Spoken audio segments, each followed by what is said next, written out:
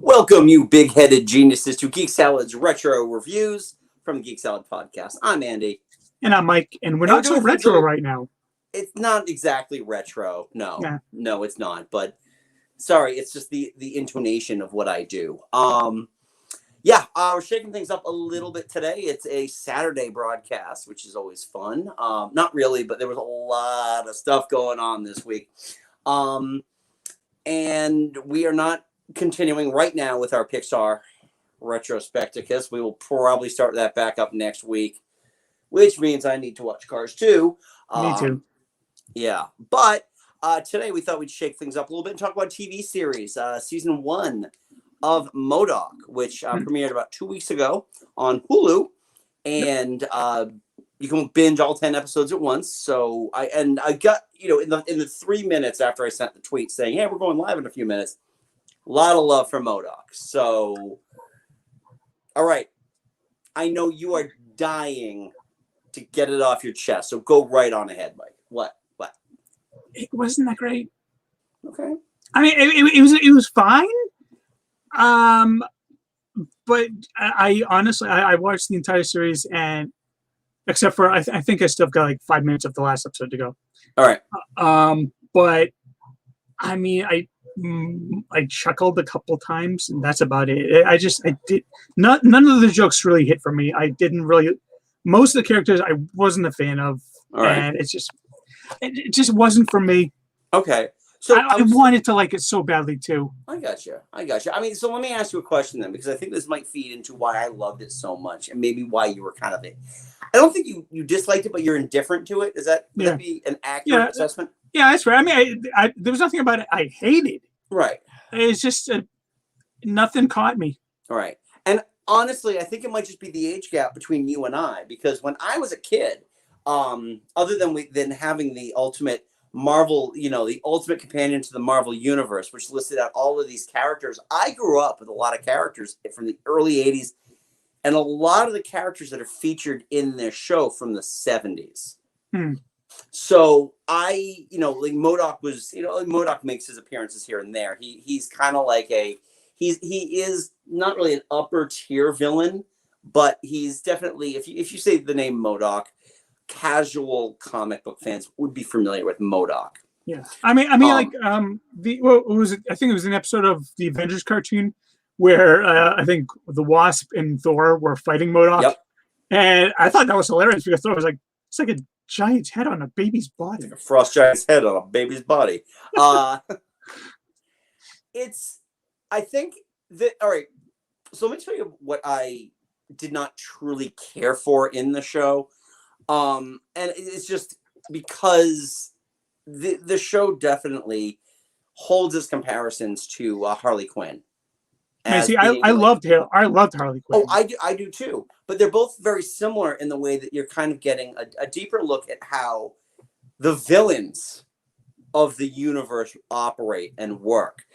And while Harley Quinn is primarily, she is in that A-list of villains. And when you see the villains, they are, Joker, Bane, Riddler, Penguin, those kinds of characters. Yeah. And they would kind of like crap on the B-listers, the condiment kings, and the kite men of the DC universe. Whereas this show is all about that C list. It really is truly about that C list. And I think I felt like the thing that really was taking me out of it when I could care less was a lot of the family dynamics. Because is your cat like? Yeah, but it's anybody's guess whether he's going to go out or not. Right, exactly. Right back. My money's on no. Yeah, but I feel like with the family dynamic was cute. I liked his wife. I really just did not care for either of his children. I felt like Lou was so I don't know if they really kind of knew what they wanted with Lou other than giving him the super eccentricities, which neither M.O.D.O.K or his wife could really like cope with. Right. You see, for me, Lou and to a much lesser extent, Melissa were actually two of the highlights of it. I mean, Okay. Lou, I thought was actually pretty fun. Although whether or not that was because he was voiced by the fantastic Ben Schwartz, I don't know. Yeah. But especially when you get two Lou's. Oh yeah, yeah. You're just taking care of the lose at this point. Yeah, I don't know why. Like Melissa was just like your average everyday teen girl. Right, exactly. Just with the ability to find people's weaknesses and make sure that they can be exploited. Which they bring up in one episode and they never mention again. Right, right. So yeah, some of the family dynamics I didn't truly care for. The workplace, though, I think is where the show really thrived because AIM is poor man's Hydra, isn't it? Yeah, it really is. Yeah. But the fact that they left the blue, like the yellow beekeeper outfits on there. I see. I did like Gary. Mm-hmm. And Monica was all right. I do like the fact that they brought in Camilla because Camilla's actually I really am a big fan of hers from the comics. Right. Yeah, I think with Monica, it was interesting having like that. She's obviously smarter than him, but she's not nearly as fun because she's all about work and terrible experiments. Like the whole thing with the dog in the premiere. About like that thing is like, what is that thing? Oh my god, it's pissing out of its mouth. Yeah, wasn't a big fan of the dog. I was a little bit more fan of the manatee, cyber manatees. It's like, why? But whatever. I think where the show really truly finds its footing is with that Marvel C list, and that is introducing us to the Super Adaptoid, who is, it's just, again, he's one of these characters that would show up in Dragon Magazine as your Marvel Superheroes role-playing character of the month. So you can just like Xerox all his stats or steal it from, the spare time shop, just rip it right out of the magazine, pocket it. Like, no one's going to notice. And I'll say this straight up. The fact that Bill Hader not only voiced Angar the Screamer, which is just, D-list perfection.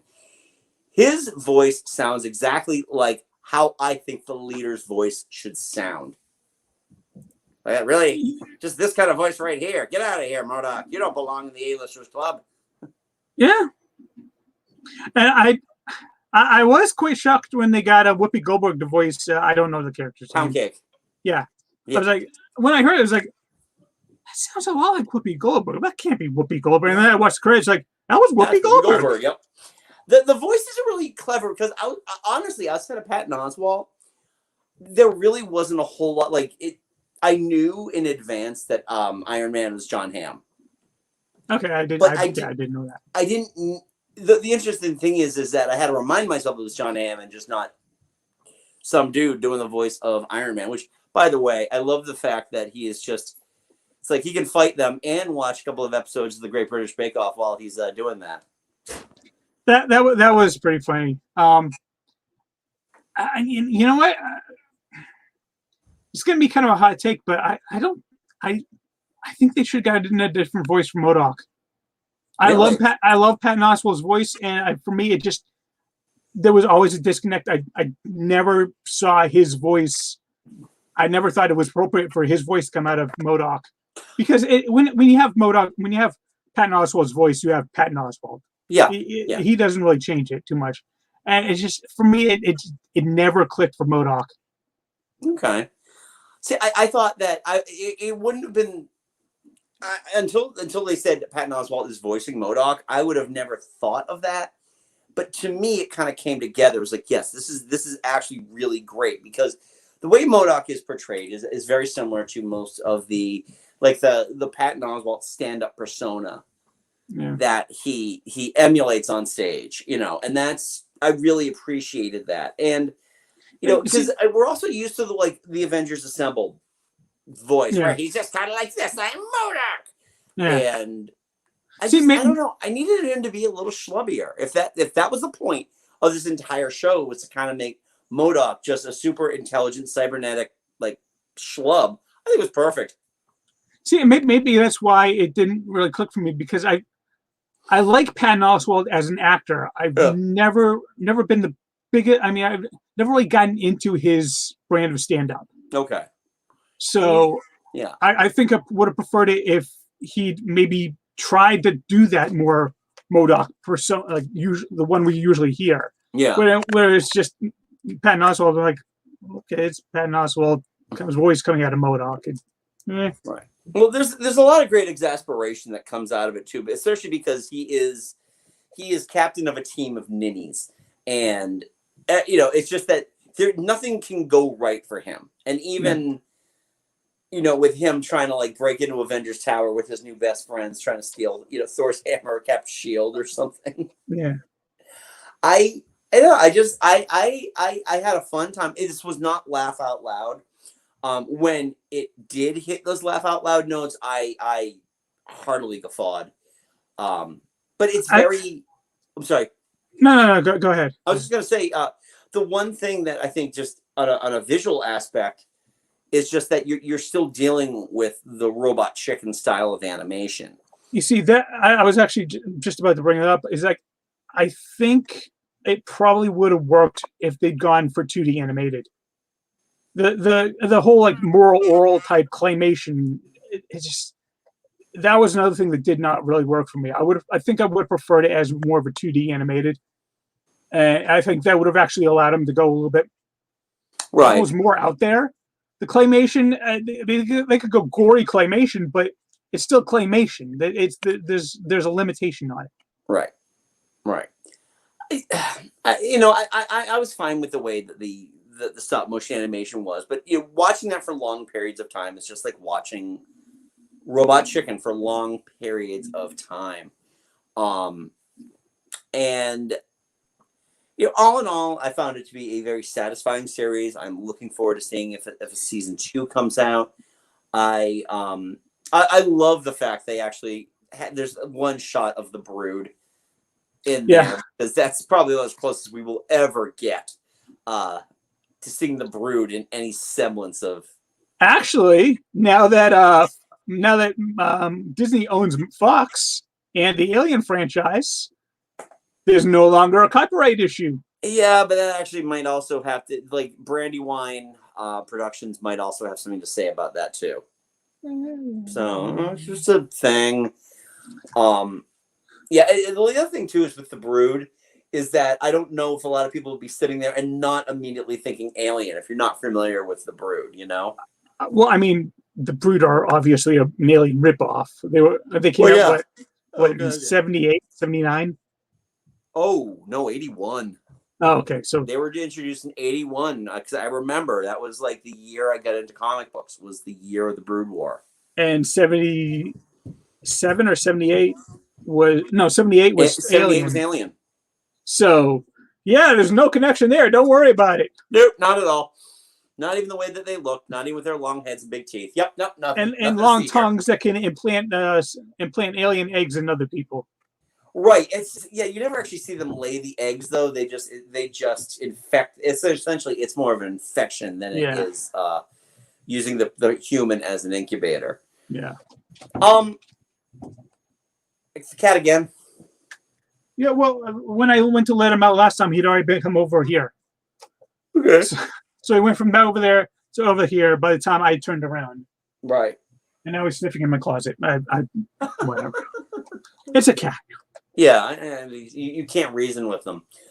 In all honesty, I did enjoy this. I think there were things about this that I enjoyed more than I enjoyed with Harley Quinn, and there were things about Harley Quinn I enjoyed more than M.O.D.O.K. But I think to be able to take that deeper dive into the villainy of the universe, especially dudes like the Melter and Tenpin. Yeah, Tenpin I honestly never heard of. I've heard of Pound Cake. I've heard of Buzz. I've even heard of Angar the Screamer. Yeah. Oh, Angar the Screamer. Well, first of all, Angar the Screamer made an appearance in an episode of Agents of S.H.I.E.L.D. Oh yeah. But I Crap, just I almost forgot about that one. but the whole thing with Bill Hader kind of playing him off like an old, like an old Doobie's Brothers-esque style rock star is fantastic. Oh yeah, I can't remember what his name was. It wasn't Tornado. Was it? Was it Buzzsaw? I think. He's actually a mutant. He is. Yeah. I can't remember. He's got the green helmet. He's got the saw blades on his arms. Yeah, you gotta make me look for it. I'm hoping IMDb actually has them all listed here. Oh, you know who else we didn't really bring up, which would have been fantastic, is the fact that Nathan Fillion finally got to play Wonder Man. Yeah. Okay. I didn't know this. Do you know who voiced Arcade? No. Alan Tudyk. Yep. Nice. Yeah, and and Armadillo. Actually, I did like Armadillo. Armadillo? Did you say Armadillo? Yeah. Because that's how he referred to himself as Armadillo at some point. Because he's illiterate and can't read. Yeah. And there's that scene. All right, so episode 4, in my opinion, is the best one out of all of them because it really delves deep. And when they just kind of go on that drunken bender and they're just driving along and he's Armadillo is like he's gonna go back to try to win over his ex-wife. And then the mandrill pops out and they just like pixelate his junk. And he's just... I will admit episode 4 probably gave me more chuckles than any of the episodes. Actually gave me more chuckles than any episodes combined. It was great because it was just everything I was looking for out of the show, which is just all right, we're going back about 8 years now. But do you remember when you and I and some of our gang discussed what we wanted to see out of Agents of S.H.I.E.L.D. and we couldn't have been more wrong about what we thought Agents of S.H.I.E.L.D. was going to be? That's what M.O.D.O.K is. M.O.D.O.K is all of this ridiculousness that the MCU loves to embrace. Isn't the bar with no name is actually from the comics? Isn't it? It is in the comic books, yes. Yeah. But yeah, the melter. Melter. Wanted to make a grilled cheese. Yeah. They never did say what the story was going to be called. What did they? No. The restaurant. It's the perfect name though.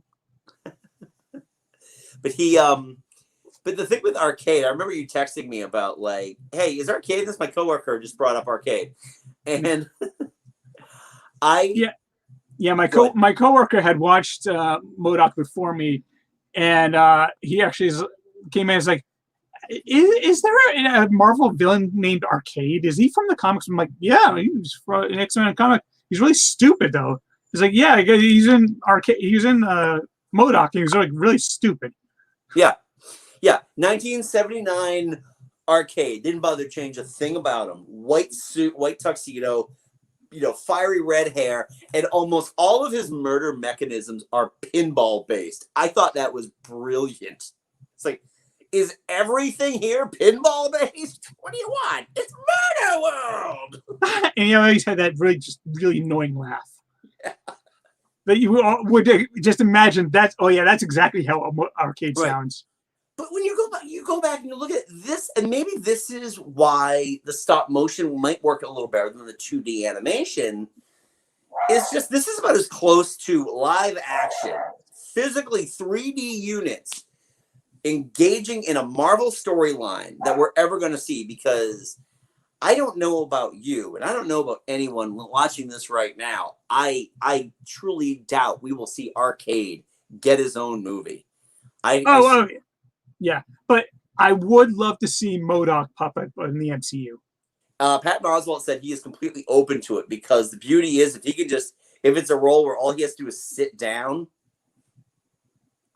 Actually, you know what? I would be completely cool with M.O.D.O.K being a CG character and voiced by Alan Tudyk, because Alan Tudyk can voice anybody. Yeah, well, he proved that. I didn't even know he did Arcade. But. Yeah, I mean, this was an enjoyable show. Obviously, I enjoyed it a little more than you did, but it's for what quite honestly, I didn't know what to expect. I knew it was going to be fun. I was primarily watching this as a primer to see if it would be okay for my kids. It is not. No. Maybe for my daughter, because my daughter's into Futurama now, so you can get a little. Yeah, but they don't swear quite openly and readily in Futurama. True. They do a lot of swearing in this episode. Well, they talk about a lot of the sex that that M.O.D.O.K has had, and like, please don't leave. I promise. I'll call out your name during sex instead of mine. And cold cut sex. Cold cut sex. You said you're only about 5 minutes away from the end of the finale, right? So yeah, because I knew I wouldn't be able to get it all done before this, so I did look it up on Wikipedia, and I know what happens. So did you watch his multiple endings? Like, there's only one perfect M.O.D.O.K ending, and he was subjected to being blasted at, repulsor rayed in the face by Iron Man. The scene that I paused it on in order to come do this was right in the middle of the toilet deaths. Yes. And only half of these involve you eating lasagna on the toilet. Yeah, sit back. This is going to take these going to take a hot minute. Oh, Hawkeye killed me! Oh, this is the lowest point ever. Not yet. Oh. Yeah. Also, having his younger self be the primary villain. Yeah. That was weird, only because I really hate when they try to play up on, like, they just throw like a 90s reference or an early aughts reference in there and then just kind of make it, try to make it work. It didn't, I don't really feel like that worked all that much. I did like that there was this past M.O.D.O.K that's really, really disappointed in present M.O.D.O.K.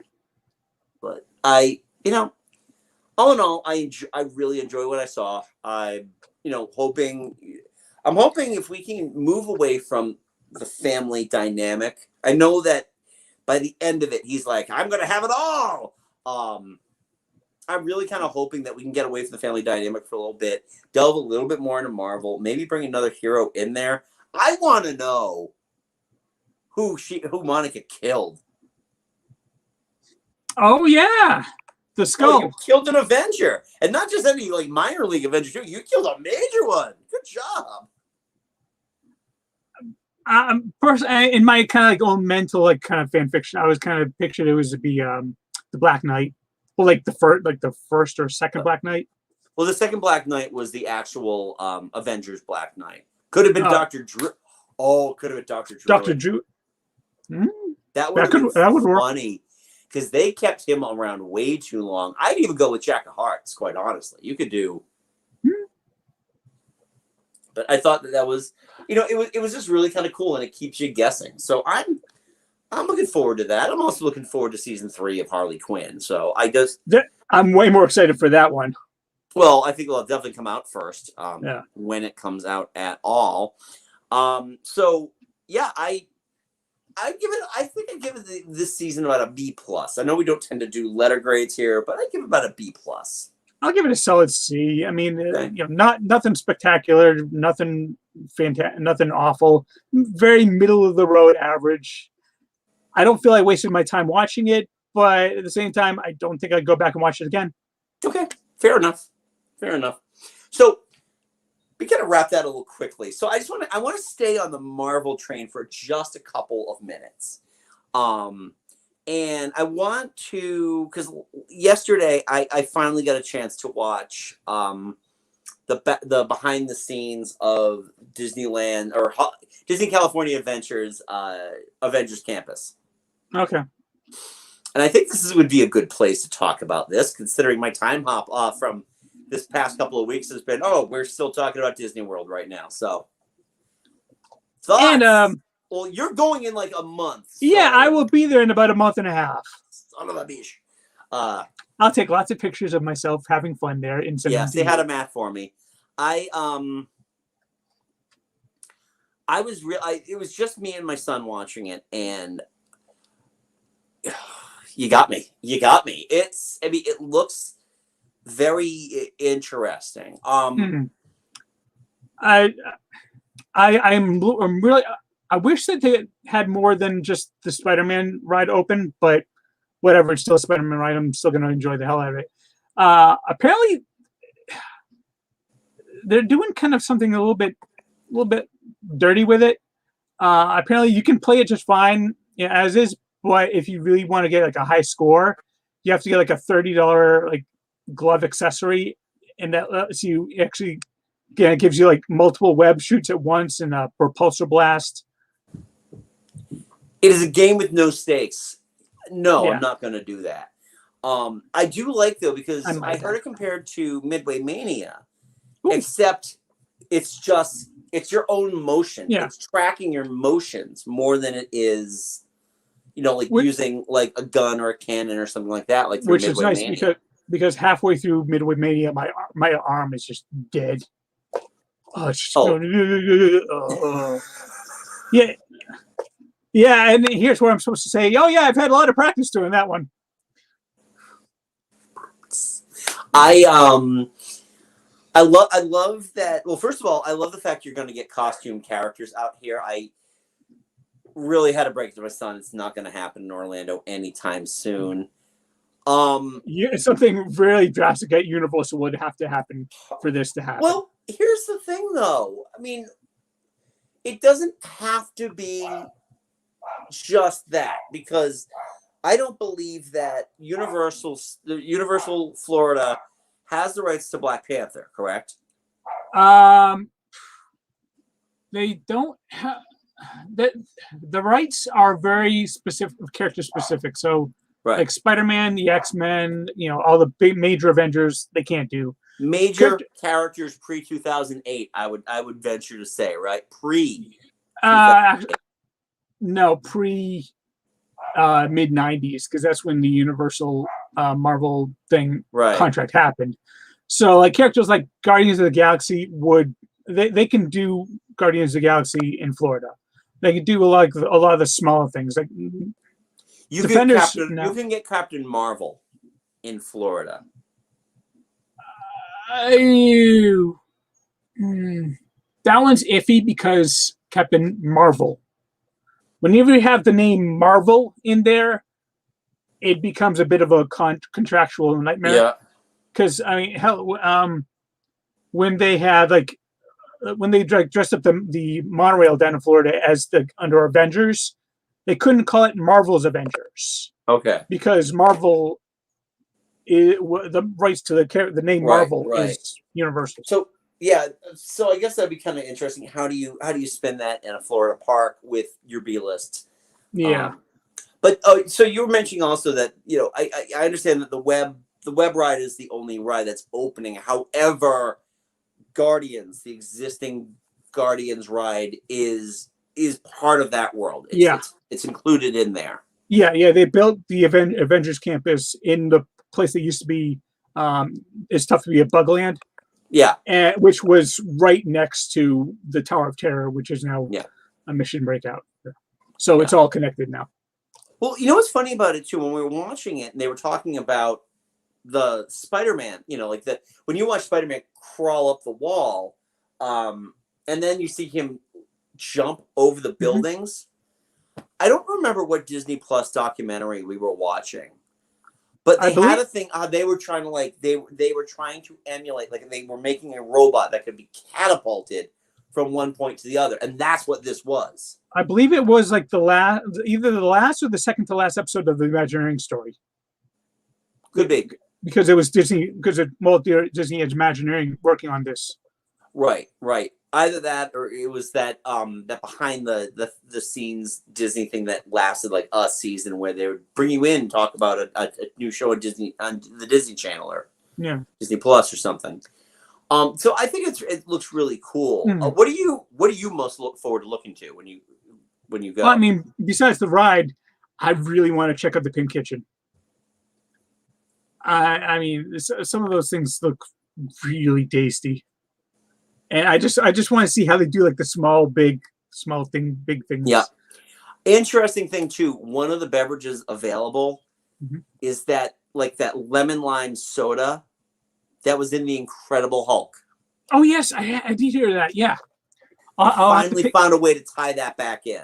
I'll get you a other than can. General Ross. What's that? I'll get you a can. Yep. So yeah, I envy you. I hope you have a great time when you go. Again, say hi to Matt for me when you go to California Adventure. That'll be a lot of fun. Yeah, he was over in Carsland last time I saw him. Yeah. I don't know if he's still there. You know what? I can tell you in just a second. He just texted me. Oh, nice. Somewhat modified for now, but essentially yes. I asked him if he was doing the same thing, and essentially yes. So good job, Matt. So any other Marvel thoughts before we continue? Before we conclude for the day? Well, I mean, kind of going with the Marvel's the Avengers Campus opening ceremonies show that they did. What are your thoughts on the Shang-Chi trailer? I thought the trailer was fantastic. I felt like this will probably be the highest grossing like kung fu movie in the United States.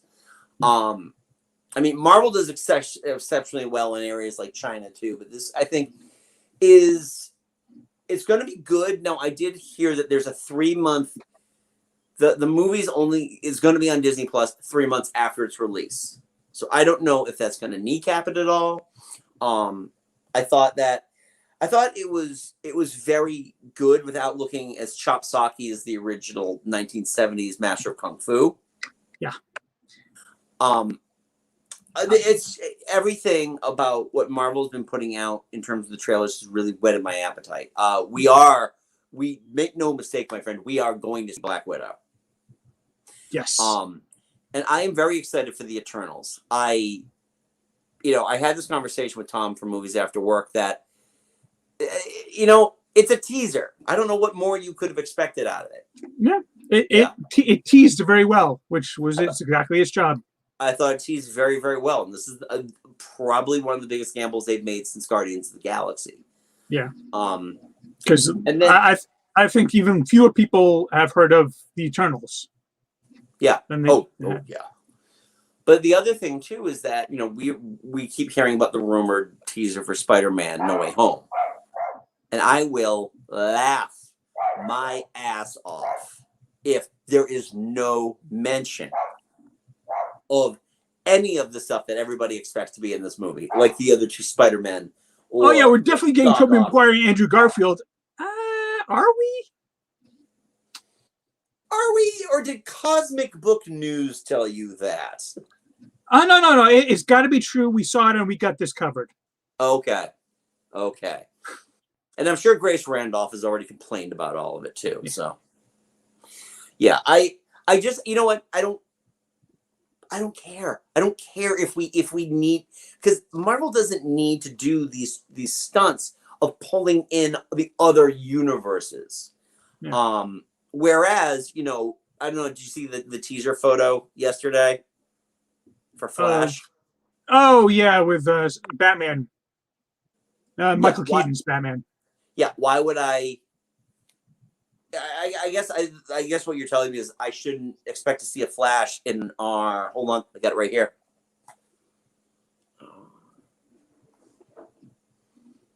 Flash movie. Oh, okay, yeah.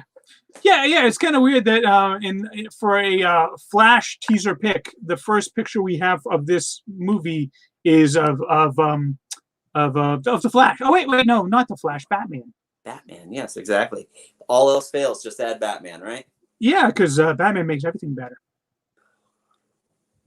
Well, at least it was the Batman Returns emblem. Yeah. So well, it didn't have ice on it. It's still one of my favorite teaser posters of all time. So, I know it is. So anyway, anything else, Mike, on the MCU? We good to mosey? No, I think cool. we're good. All right, I'm hungry. I'm going to go grab some dinner. Yeah, I got to do that too. I have to install another air conditioning unit. I waited for 2 hours at Lowe's today for 2 air conditioning units for my kids. So, boy, are my arms tired. Nothing makes you hotter than installing an air conditioner unit. I went to the gym today. I didn't sweat as much as I did trying to screw in the top rail of an air conditioner. Putting my AC in, I'm always just drenched with sweat, which makes me appreciate it so much better when I turn it on. Oh, exactly. But yeah, so that is what we're doing, and then I'm going to make dinner because it's Taco Saturday on a Tuesday, or Taco Tuesday on a Saturday. So anyway, Just reminds me of the Lego Movie. Yep, that's exactly where I'm calling it from. It's Nice. Taco Tuesday. It's Freedom Friday on a Tuesday. On a Tuesday. So anyway, Mike and I host a little podcast called Geek Salad. You can check us out wherever you get your podcasts, including here, because Mike is a hero and managed to get our copyright ban lifted today, because of goddamn Empire Records. No, Tower Records. It Empire Records. Oh, okay. Tower Records is the real place. Empire Records is a fictional place. Oh, right. Yeah. It wasn't even that good of a clip either. No, it was like the only thing I could find, and it's like, wait, we get dinged for background music? That's odd. So if you're wondering where the 2-minute gap is, if you listen to our latest episode 211, part 2, and you're wondering where the gap is, it's a really terrible scene from Empire Records. Otherwise, you can actually check out the audio wherever you get your podcast. So Stitcher, Spotify, iTunes. If you're going through iTunes, leave us a 5-star review, please, because apparently they're the only ones that matter. You can check us out on Google Podcasts as well. You can follow us on the socials at Geek Salad Radio on Twitter and Geek Salad Podcast on Facebook. Check out our merch store, Geek Salad Podcast, where we are still coming up with some more designs for things. I really, really, really want to get that Mike Love design going for Joe. Because I know we've got a sale. No, I'm sure. I'm sure of that. So anyway, until next time, I'm Andy. And I'm Mike. Go forth and be nerdful. Talk to you later. Yay.